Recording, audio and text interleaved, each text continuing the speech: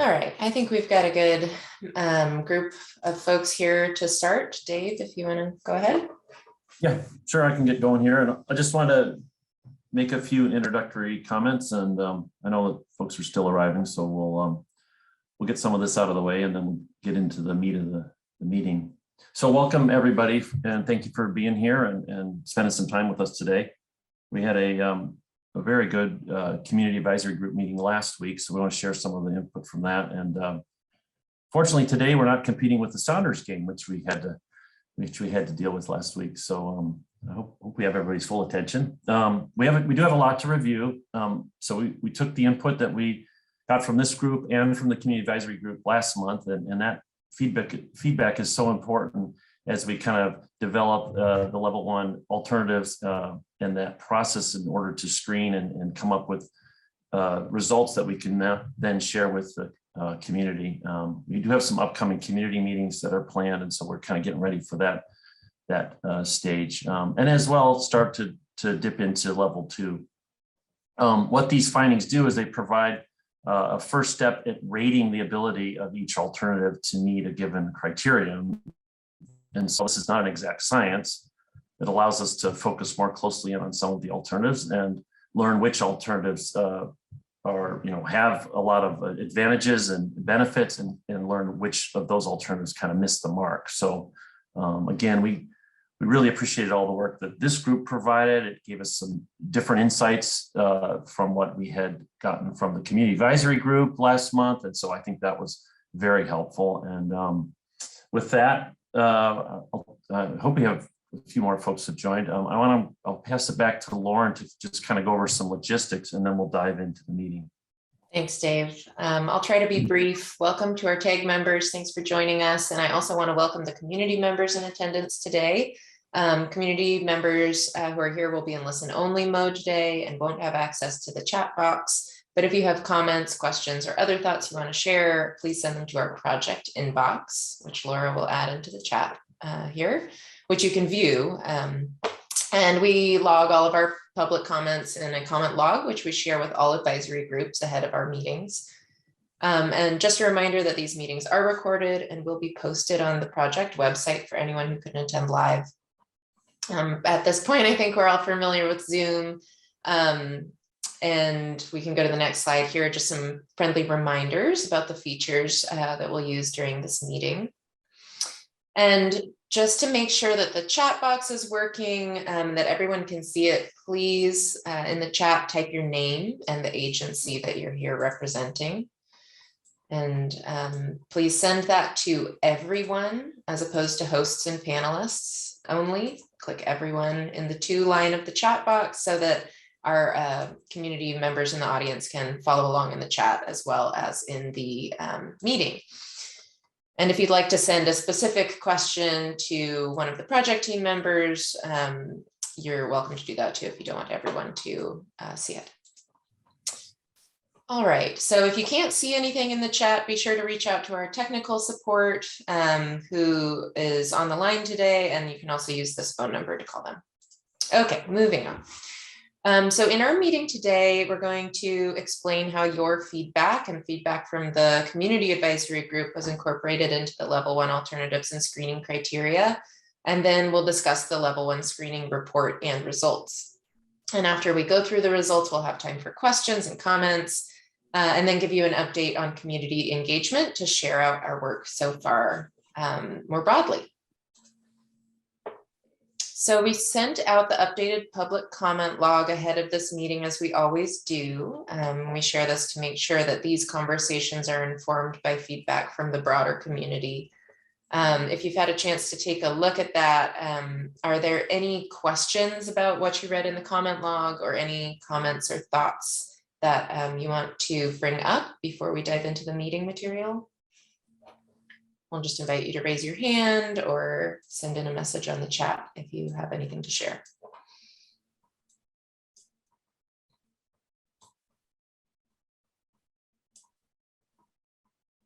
Okay, thanks. I do really encourage you to take a close look at that.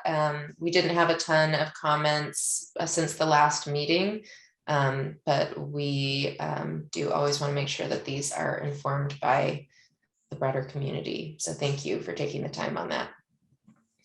All right, I'm going to turn it back over to Dave to talk through what we heard from you last time and where we're taking this process. Yeah, okay. Well, thank you, Lauren. And again, thanks for all your help last tag meeting and the honest feedback that we got from you all. It was very helpful, as I mentioned earlier.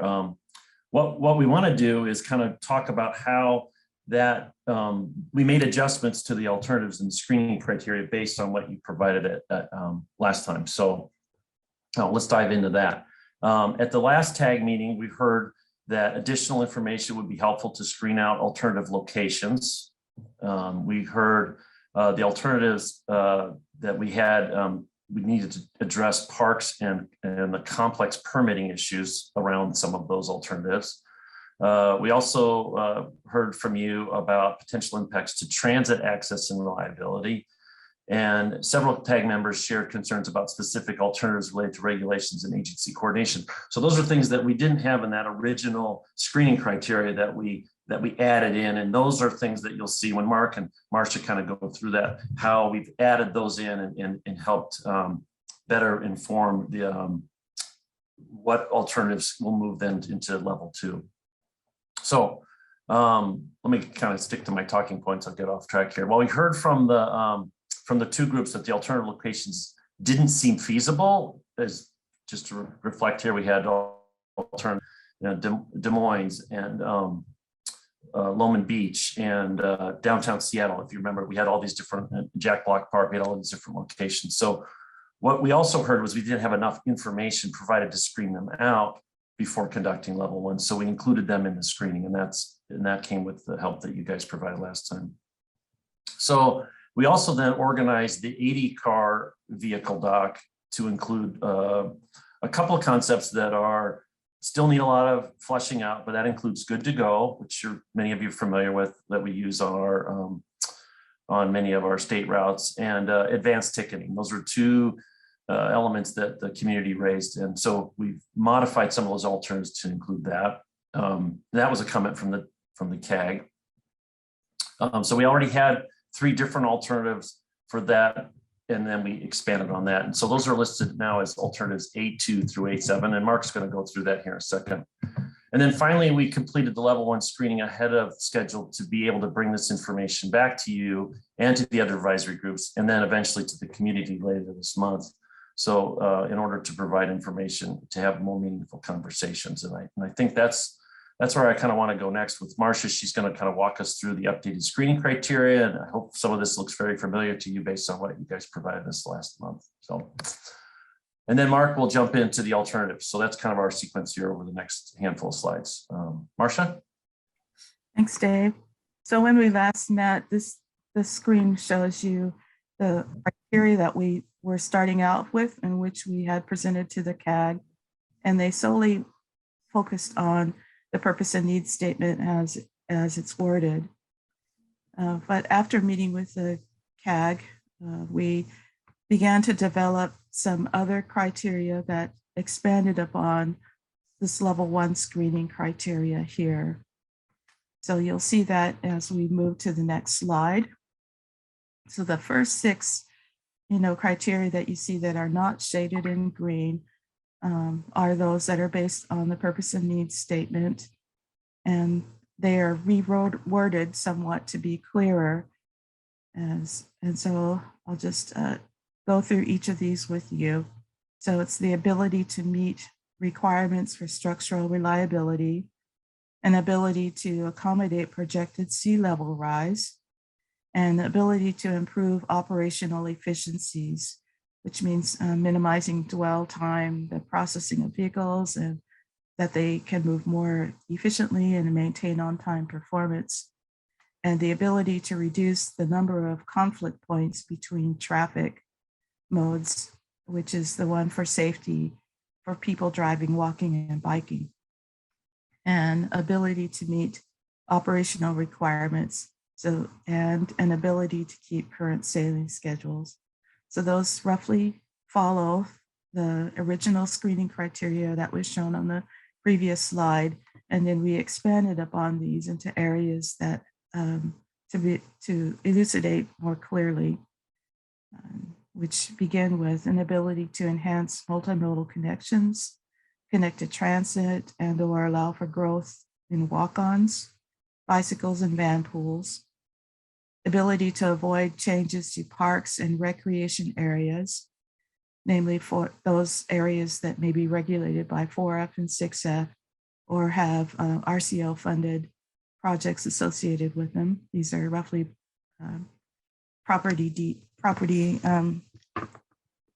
these are deed restrictions to properties. An ability to avoid changes in circulation on local streets near ferry terminals. The project cost, that is for design, planning, right-of-way, risk, and construction. An alignment with current project schedule. The amount of additional right-of-way needed beyond existing terminal footprint. Permitting and coordination, just to hint ability to explain, the level of complexity with our tribal partners and other partners through the permitting process.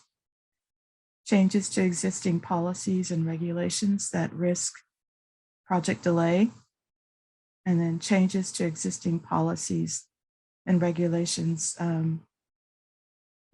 so we will talk more about what that means specifically in relation to the alternatives when we walk through them. We also heard from you the importance of future compatibility with hybrid electric vehicles and impacts to navigation. These issues with navigation are captured to an extent in the permitting and coordination criteria. And since we are not carrying forward any of the alternatives at new locations, as Dave mentioned, that may not need those in level 2. But if we're thinking about forward compatibility with hybrid electric vessels in the project goals, it's noted in the project goals, and that will be included in level 2. As a reminder, the actual fleet electrification and infrastructure development is not within the scope of this project. So we'll see more clearly the environmental impacts that are assessed in level 2, and then ultimately as we embark on the environmental review under NEPA. So Lauren, thanks, Marcia. Yeah, we have a couple of one comment already in the chat box, and this is a great place to stop and just check in with everyone on if you have any other questions about the revised screening criteria. But to start, Betsy asked if the criterion about the amount of additional right-of-way could be modified to state amount of right-of-way and utility improvements needed, or if there could be some sort of acknowledgement that some options will have significant impacts on utilities in the right-of-way. Marcia, can you speak to whether that's included and if that could be modified?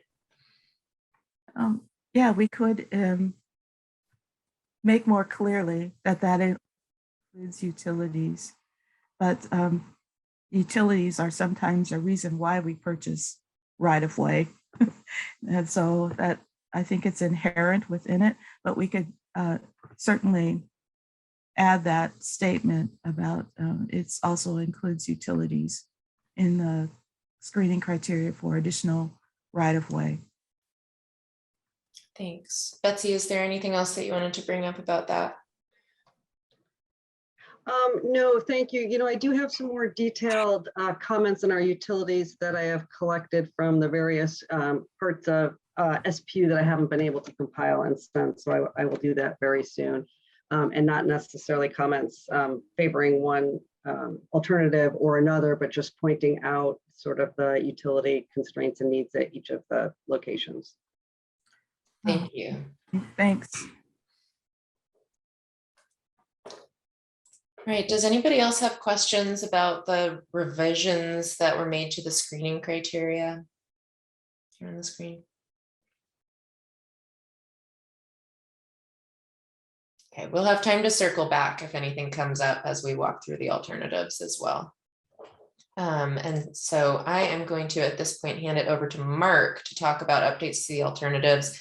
And we're going to ask you to hold off on questions until we get through the presentation on all of the alternatives in the level 1 screening. And then we'll open it up for discussion and we can go back to any slide that you want to dig into. Just want to get it all out there first. So go ahead, Mark. All right, thanks, Lauren. Good morning, everyone. So as you heard Dave allude to, we've revised the level 1 alternatives that we took through this screening process. And you see those on the slide here. On the left, you see a series that are the lettered A through 1 through 7, and those are all at Fauntleroy, and there's around a dock size that is an 80 vehicle dock size. And so specifically at the top, you see same dock size and location with no operational enhancements added, and then A2 and A3 where they're paired with, that dock size is paired with good to go, or advanced ticketing in A3. And then the remainder are just a redesignation of the previous alternatives we shared with you at prior meetings. And then on the right side of the slide, those are all the same alternative lettering identification that we shared with you before. The B and C being a 124 vehicle capacity at Fauntleroy or a 186 vehicle capacity dock, and then D through I are the alternate terminal locations. Go to the next slide. So just a bit more on those 3 new alternatives in the A series, A1, A2, A3, as I just mentioned. They're same dock size at the location, just paired with specifically in A2, adding good to go to the terminal, and in A3, adding advanced ticketing so that we can specifically, as we go forward into evaluation, develop basically additional data on operational improvements, performance and ferry vessel loading times, queuing, et cetera. And we'll, by having them as specific alternatives, we'll be able to generate information that's unique to each one of those.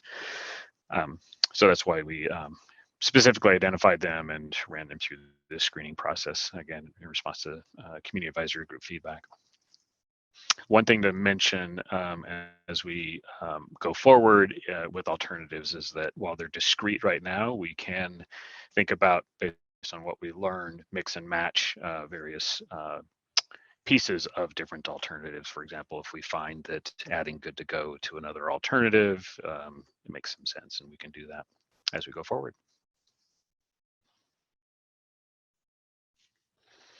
All right, now let's just a second go into the results here. So as Dave said, we did this at a pretty high level. This matrix, which was in the report that you should have received, has the summarization of all those different alternatives against the revised scoring criteria. So across the top of this chart are the different alternatives running from left to right, the series of A through C, and then D through I off on the right. And then the revised screening criteria updated are from the left column running from the top to the bottom. If a cell is shaded with a green color, then our assessment is that the alternative has a high likelihood of satisfying that criteria. If it's a yellow color, that means we felt that it had a moderate likelihood of being able to meet the criteria. And if it's shaded orange/red color, as it stands right now at our preliminary look at level 1, it has a low likelihood of being able to satisfy that criteria. So what you can see at a kind of this 10,000 foot level is each of the alternatives has at least one criteria where it's assessed at being low likelihood of meeting that criteria. And those will be areas that we would, of course, focus on for those alternatives that advance, is doing more analysis to see either affirm that likelihood or see if there's ways that maybe it turns out that it's actually more likely to meet that criteria, or ways we can improve upon it. And while there's one of those for each of the alternatives, what is pretty obvious on this chart is that the alternatives D through I on the right side of this chart, those are the alternate terminal locations outside of Fauntleroy. They all have quite a few criteria that is a low likelihood of meeting for those alternatives, and therefore at this level 1 screening, those have been screened out and will not advance to level 2. So what will advance to level 2, we can go to the next slide. Here's a summary in text form. All the A alternatives, as well as B and C. So those are all at the current terminal site. And again, they're varying variations of the dock size paired with different operational treatments, or it's B and C increasing the dock size to 124 or 186. And the alternate terminal location alternatives D through I are not advancing into level 2.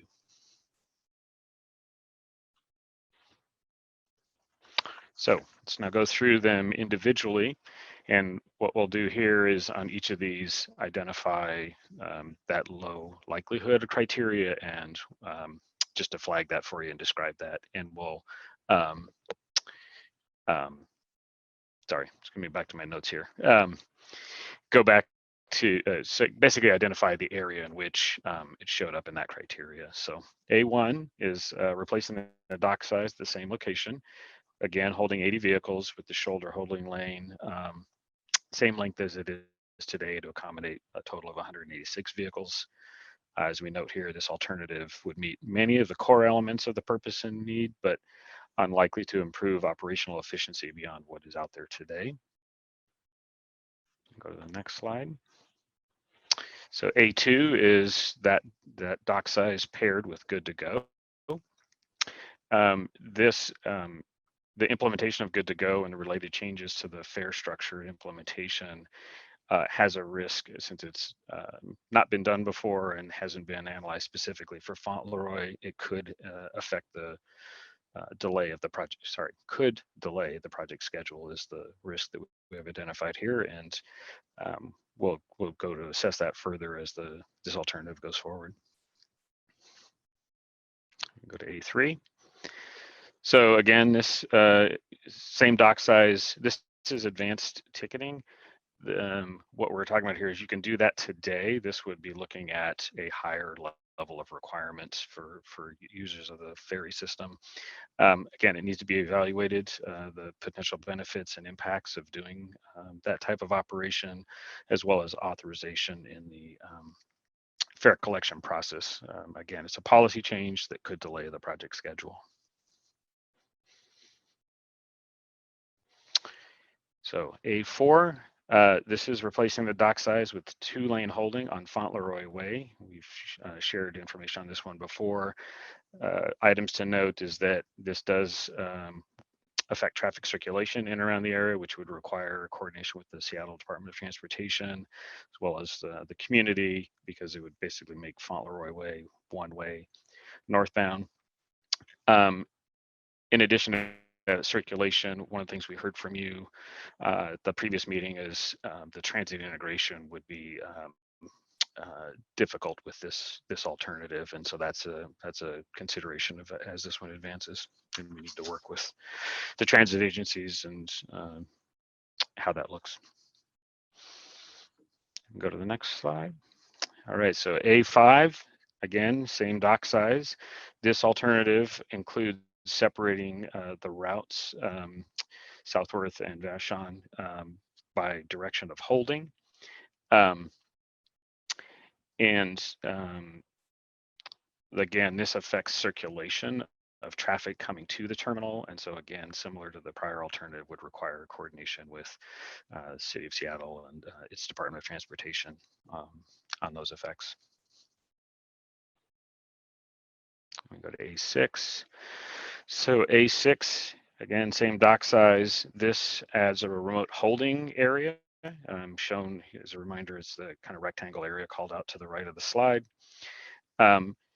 This is a 106 vehicle holding area. So this, what this does is stores the vehicles in that area. And then one of the changes on our graphic here is a dashed line that is showing there's the lane along Fauntleroy Way that would be from the holding area to the terminal, but not for holding. Again, this will affect circulation in the area and again require coordination with the city of Seattle. This also would require the purchase of right-of-way and a change in the operational policy about holding vehicles in a new location, and those could affect the schedule. A7 is also a remote holding alternative. Instead of holding an area, the holding area up near 47th and Fauntleroy Way, this has the holding area of the Lincoln Park parking area. In addition to the factors I mentioned on the previous alternative, this obviously requires quite a bit of coordination and permitting complexities given the proposed change with the Lincoln Park parking lot and the issues that would come with that. Alternative B is an expanded dock at the Fauntleroy location. This is the 124 vehicle capacity dock. And the item to be addressed here is that expanding the dock requires coordination with partner agencies on the permitting front.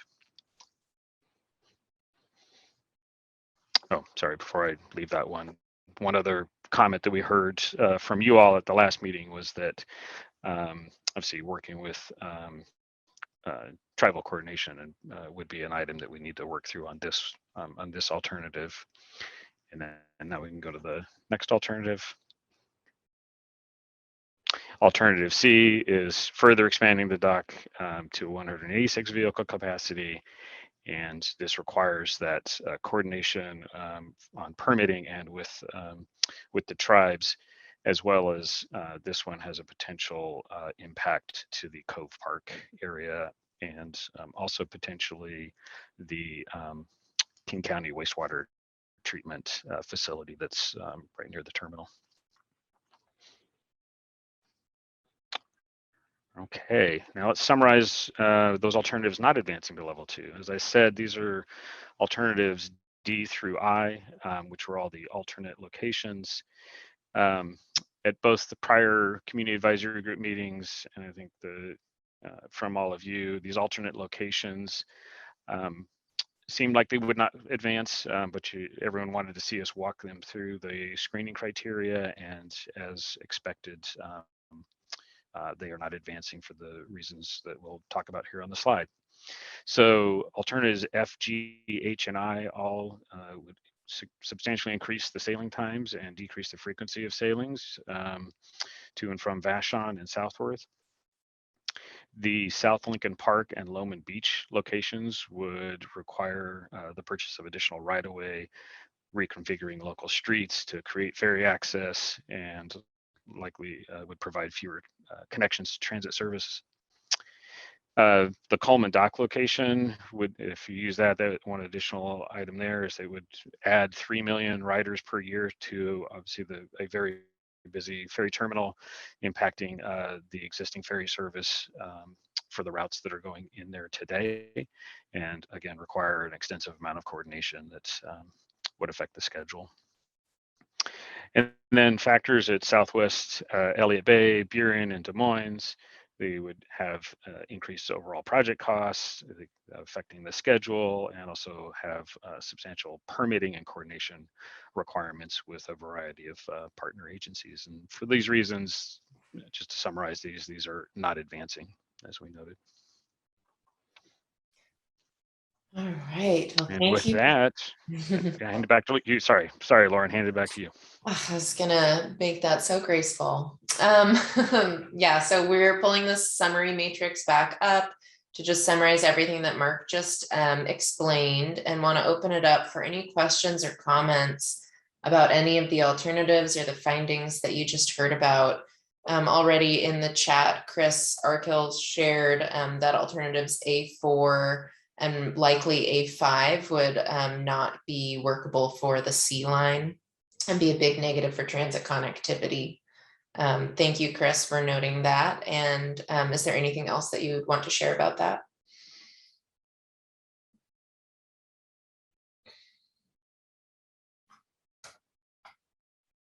All right, thank you. couldn't find my mute button. Okay. Uh, Go ahead. No, I just don't really understand how A4 would work well. I think connectivity to the sea line is a huge value for these ferries that come into West Seattle because they provide the connections to everything else you'd want to go to. Having no northbound traffic on A4 means you would have to break up the cycle of the sea line, and you wouldn't have a bus going northbound towards downtown Seattle or the West Seattle Junction from the dock. Unless I'm not understanding something correctly, but I think that's and A5 I think is also a little challenging because you I don't know that there's enough room on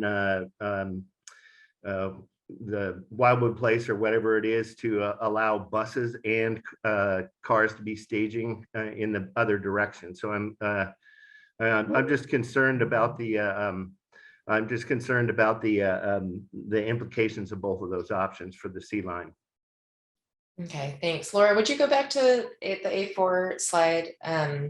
So you can just look at it. So just to summarize your comment, it sounds like the impacts to traffic circulation in A4 make it basically impossible to keep the northbound route going on Fauntleroy. And then on A5, it's a question, it's unclear whether Wildwood Place has the physical space to accommodate both. Is that right? You're muted again. Especially on Wildwood Place, I think that's kind of a narrow, constrained corridor. So I'm a little worried about loading there. And correct me if I'm wrong, in A4, aren't you taking away northbound traffic movement? Mark, do you have any insights? I don't understand it. Yeah, can you go back a slide so we can show A4? Yeah, so just to clarify for you, Chris, the doing 2-lane southbound holding, as is called out there on the slide, actually it means that southbound Fauntleroy basically can't go past Oh, Park. okay. So yeah, so it's northbound. It's the other direction. So I have it the back. concern and point would still be the same from what you're saying, Chris, on the sea line. Yeah. Obviously, splitting the route and running it on different streets is. You can speak to this, but from past conversations and my experience with transit route planning, you basically a customer service goal is to have it be the route be on the same street both directions too. Well, yeah, and it could possibly be on a different street if the street was next door to it. But if anybody who knows about West Seattle, the only other street where you could run it is up on 35th, because no other arterial goes through between 35th and Fauntleroy. So you're essentially breaking up the sea line. And I don't really think there is an alternative pathway that makes any sense, because people want to go along the current route. I don't know how that would even work from a service standpoint to have us up on 35th, but I can't even wrap my head around how that would work in terms of splitting the service. So so that is a concern, a big concern for me at least. Okay, thank you so much, Chris. That's going to be really important to take forward into the level 2 screening as this advances forward and looking into the connectivity. Lauren, I see a comment from question from Steve, just to clarify. So yes, Steve, the as I just said, the basically general purpose traffic southbounds could get to basically to the park and to our residences in there, and then where the holding areas pick up, then that is designated at that point just to basically to the terminal. And so that's why we're noting that this has a pretty substantial circulation impact that I'll just leave it at that.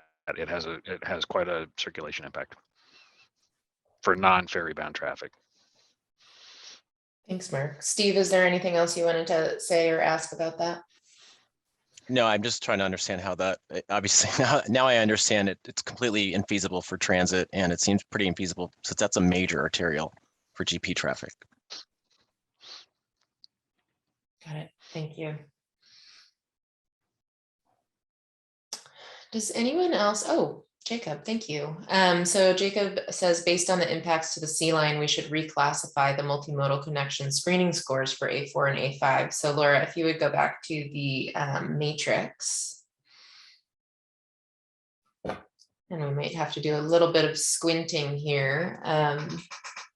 So the multimodal connection is about halfway down, and for both it's yellow. So you're recommending making those scores red. Is that right, Jacob? Or yeah, I just think that having sort of everything at that yellow scale will get them treated equally, and it doesn't sound like those two specific alternatives are kind of meeting that threshold. I might call it like medium low, because they're certainly better than some of the ones that didn't make it to level 2 screening. But I don't necessarily think they should have the same score as some of those other more feasible for multimodal connections. okay. Thank you. And we'll at our next meeting have more information about how level 2 screening is moving forward and how this feedback will be applied in moving things forward at our next meeting.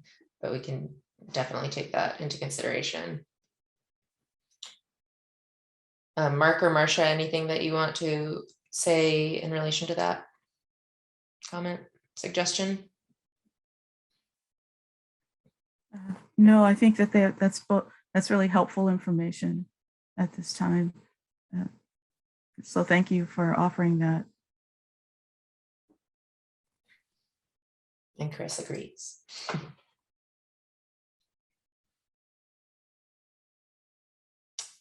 Any other comments or questions on the alternatives and the findings of the level 1 screening?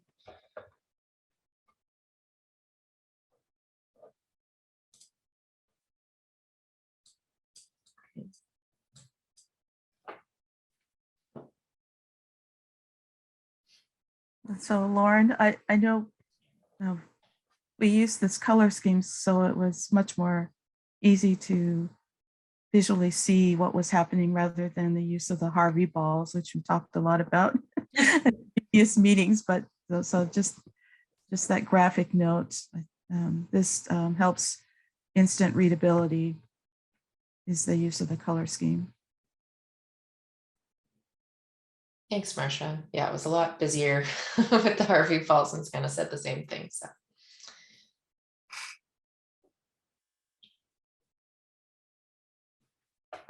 All right, well, I know that we have some feedback coming from Betsy later. Any comments you want to make now, Betsy, or should we just look out for an email from you?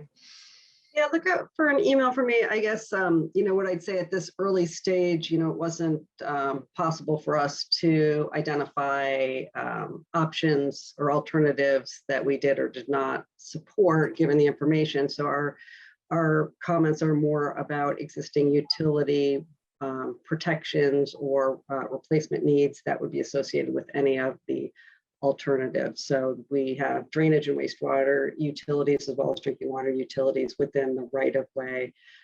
So the information I have is just sharing what we know about the condition of those, what opportunities there could be associated with those, what types of protective action would need to happen, regardless of the alternatives.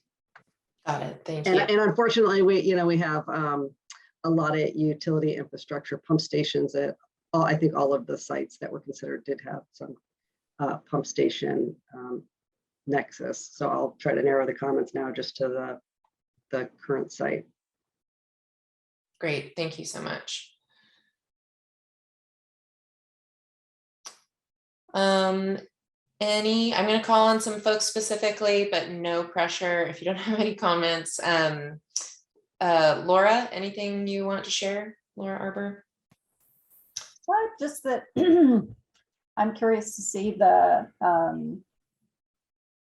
those options move to the level 2 screening. I think option C has a heavy environmental impact associated with it, with new overwater coverage and impacts to the seabed.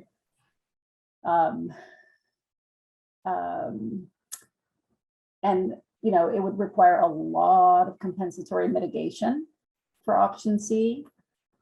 Somewhat similar with option B. However, I'm kind of curious to see where we go with option B, because you can tell when you look at Google Maps, and you can see it a little bit in the picture that you have here, that there's quite a scour impact to the dark shaded area, which is submerged aquatic vegetation. I don't know if that's eelgrass or not, or if that's other types of kelp, but I'll be very curious to see what all of the vegetation is there that is impacted by that scour.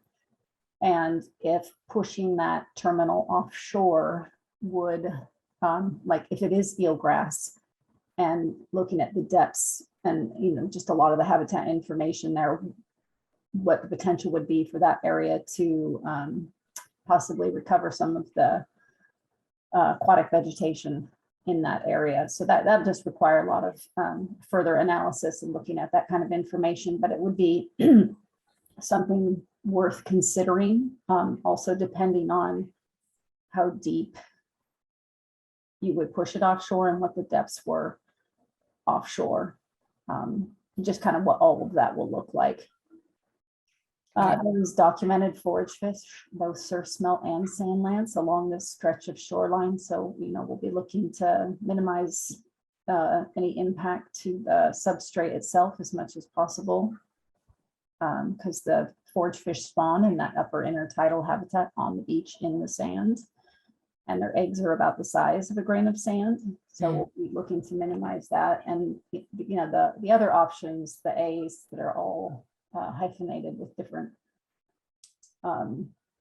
letters or numbers, I don't recall, they are all same size, same location type things. So those have less of a new overwater impact, but I wouldn't want to discount that option B without looking at potential benefits, although it would also likely require compensatory mitigation for the new overwater footprint.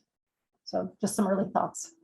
Yeah, thank you so much. No, that's going to be really useful going into the next phase of level 2, and then eventually NEPA, where we get much deeper into the environmental impacts.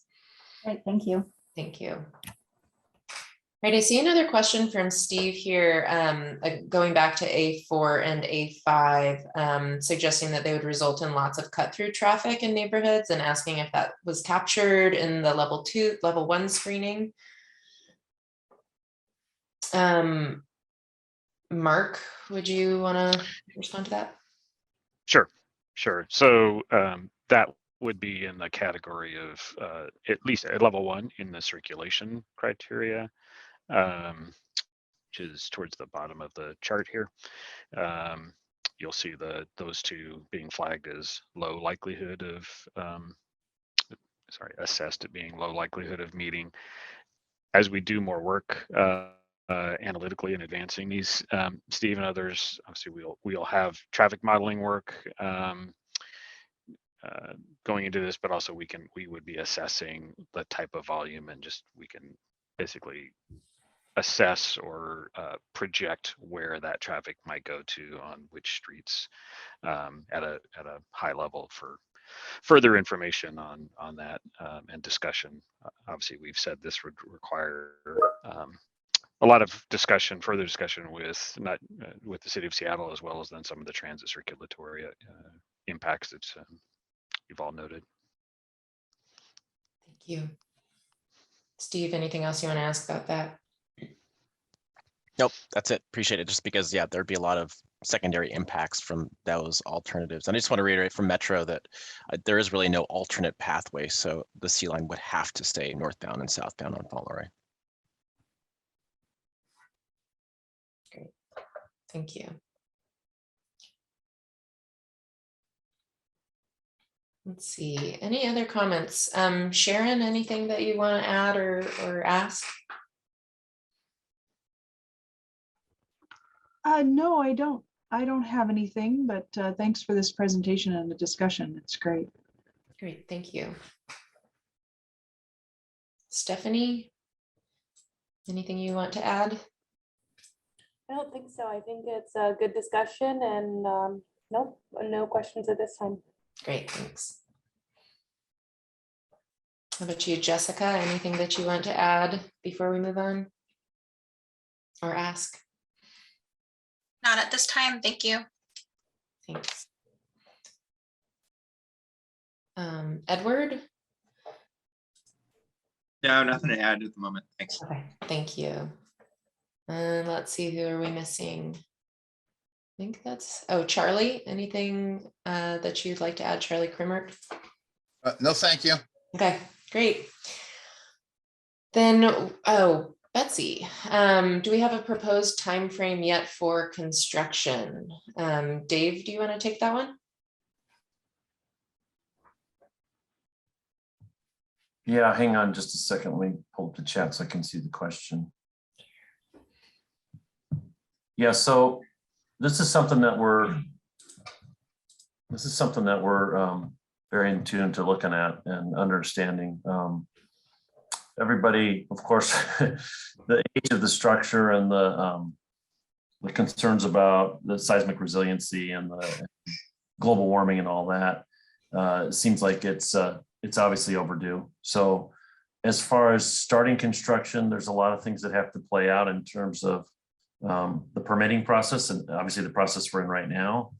Right now, we have funding in the 25-27 biennium, which is that 2-year period that begins July 1st of 2025.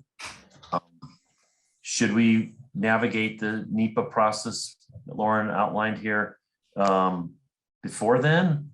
Technically, we could probably issue a design build contract sometime in that biennium, but actual meaningful construction on site, probably the earliest would be the end of that biennium or, in the 27-29 biennium. But lots of things, have to be sorted out. We have as some of you have seen, we have some studies underway that, previously for the good to go implementation. And we're trying to, as results of input from the community, trying to look at that. And those aren't things that we can just turn, flip a switch. They'll take time to resolve the policy side of that. So some of these things may be implemented faster. Some of these may be implemented further out, but that's kind of where that's the baseline is to start construction in the 25-27 biennium.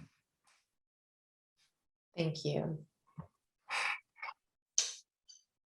All right, and it seems I failed to scroll up far enough in the participants list, and I just want to check in and see if there are any questions or comments from Ben Smith. Estat. Put me on the spot. You don't have, no pressure. That's fine. Nothing that our friends from the county haven't shared. I'm definitely going to be taking these alternatives internally to check with a few folks, and we'll get back to you all.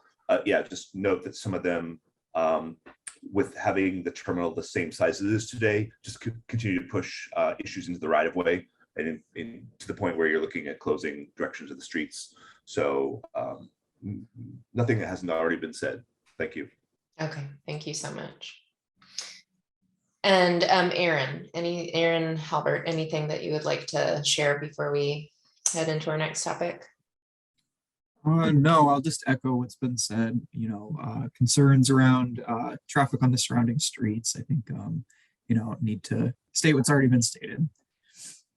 Okay, thank you so much. And Betsy just added that the timeline that Dave just described is similar to the proposed culvert replacement at 45th, which would impact traffic on 45th and potentially Wildwood. So that's good to put a pin in and keep in mind as we're planning construction timelines. Thank you so much, Betsy. All right, well, thank you all for your comments and for being willing to be called on, not that you had a choice. We're gonna go forward and talk about some of our upcoming engagement with the community now that we've got this level 1 report findings to bring to all. So I'm gonna hand it over to Hadley to talk a little bit about what's coming next. Great, thanks, Lauren. Hello, everybody. So just real quick, wanted to let you know some other meetings that are coming up that will be out in the public and likely to get some media coverage and have further discussion on these topics. We have our executive advisory group May 23rd from 1 to 3 p.m. And as you know, that includes a range of executives, many of whom represent your agencies that have been also guiding us on this project. They have not met for a while. You've been meeting, you and the community advisory group have been meeting a little more frequently. So our plan is to kind of bring them up to speed on all of this information and where we're at with the project before we go out to the general community. We'll have some virtual community meetings, online meetings like this one with the public. May 24th and 25th, there'll be one daytime meeting and one meeting in the evening, which has seemed to work well for us in the past to give everyone a chance to join the meeting that works best for their schedule. And we'll be updating the community on the results of the level 1 screening and taking feedback. And then we're also going to be concurrently running an online open house, sort of an online, meeting that people can click through at their leisure from May 18th to June 13th. And we'll be sending out press releases next week and other notifications, alerting the community to these opportunities to get involved. So I'm open to hearing any feedback from you. We will share that information with you. If you want to share it with your channels, that would be really, really helpful. And if you want to attend any of those meetings, feel free to do so or share with others in your agencies. The goals for this outreach are really to provide an update. We haven't done any broad community engagement in over a year now since we initiated the project in March 2021. So this will be a good opportunity to let the public know the progress we've made and how the Pell process is moving forward. We'll be sharing information about the purpose and needs statement and the results of the level 1 screening process. So this first sort of fatal flaw screening of the alternatives, and then we'll be gathering community input on issues that we should consider as we move forward into level 2, and sharing information about ways that community members can stay informed and get involved as we move into the more detailed level of planning when they might be, find more interest in following along with the project. So any questions on the community engagement or suggestions, concerns, anything along those lines?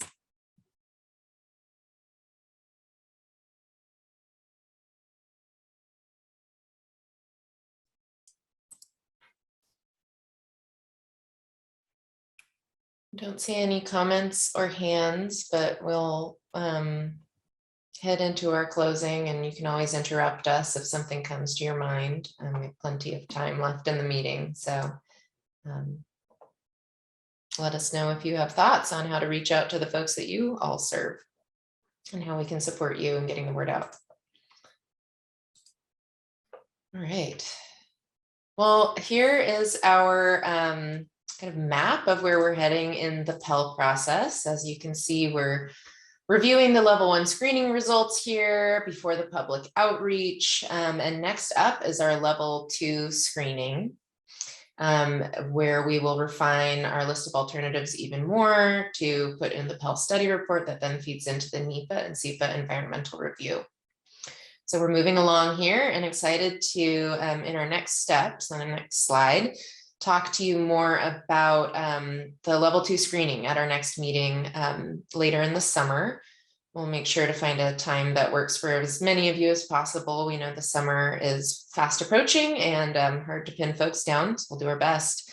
We have lots to think about now related to traffic circulation and transit connections and environmental impacts. Chris says for the public presentation that we need to be clear about bus impacts on A4 and A5 during our public presentations.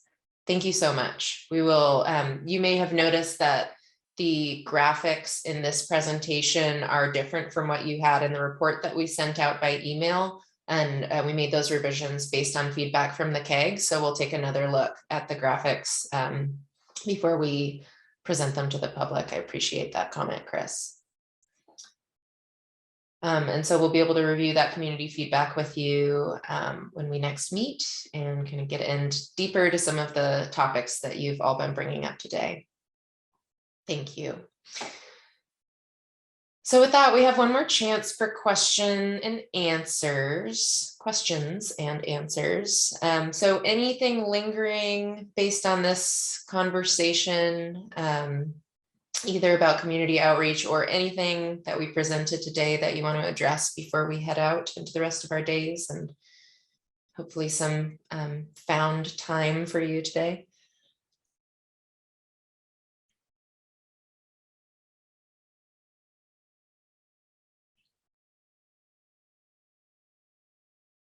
Okay.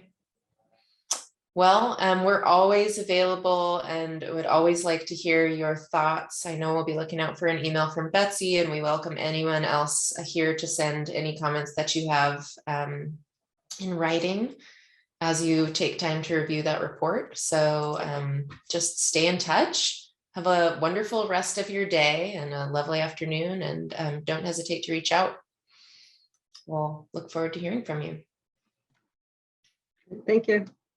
Thanks, everybody. Yeah, thanks, everyone. Thank you.